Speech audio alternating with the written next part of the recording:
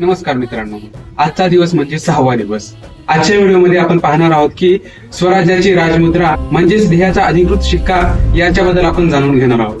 पुण्याच्या मातीत आणि मावळच्या दऱ्याखऱ्यामध्ये स्वराज्याचे विचार आता प्रबळ होऊ लागले होते, पण कोणत्याही राज्याला त्या राज्याची एक ओळख लागते. आजचा दिवस हा त्याच एका ऐतिहासिक ओळखीचा आहे, ज्याला आपण राजमुद्रा असे म्हणतो. त्यावेळेला कर्नाटकामध्ये होते, परंतु त्यांचे सगळे लक्ष हे पुण्याकडे होते.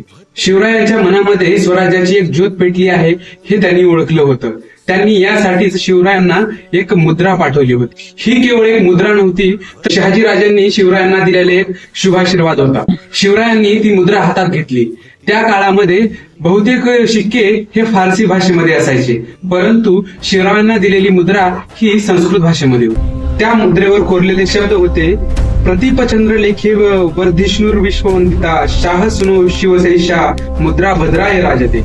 याचा अर्थ असा की ज्याप्रमाणे प्रतिपदेचा चंद्र हा कलेकलेने वाढत जातो आणि संपूर्ण जगाला वंदनीय ठरतो, तसाच शिवाजी महाराजांचा पुत्र शिवाजी महाराज यांची ही मुद्रा जगाच्या कल्याणासाठी वाढत जाईल. लाल महालात जिजाऊंच्या उपस्थितीमध्ये या मुद्रेचा वापर होऊ लागला. शिवांनी आपल्या सवंगड्यांना बोलवून सांगितले की आता आपला सगळा कारभार या मुद्रेवर चालणार आहे. ही मुद्रा म्हणजे आपण कोणाचे गुलाम नाही, तर आपण स्वतंत्र आहोत याचे प्रतीक आहे. मुद्रेमधील भद्राय हा शब्द खूप महत्वाचा होता.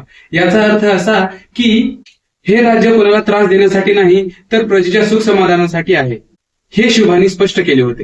जेव्हा मावळ्यांनी ही मुद्रा पाहिली त्यावेळेस त्यांचा विश्वास अधिकच वाढला. आता त्यांच्याकडे एक नेता नव्हता, तर एक अधिकृत ध्येय होते. पत्रावर, आज्ञापत्रावर आता या मराठी आणि संस्कृत राजमुद्रेचा शिक्का उमटू लागला होता. राजमुद्रेच्या रूपाने शिवांनी जगाला सांगितले की एक नवीन न्याय आणि कल्याणकारी राज्याचा उदय झालेला आहे.